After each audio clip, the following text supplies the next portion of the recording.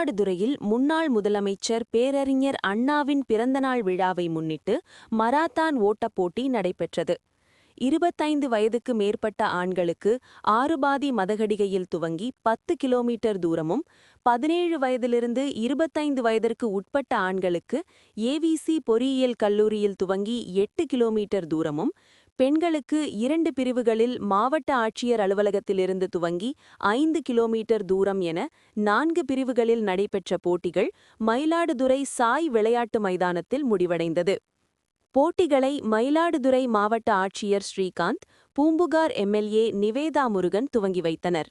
இந்த போட்டியில் மயிலாடுதுறை காவல் ஆய்வாளர் உள்ளிட்ட அரசு அலுவலர்கள், பொதுமக்கள், மாணவர்கள், விளையாட்டு வீரர்கள் என 350க்கும் மேற்பட்டோர் பங்கேற்றனர்.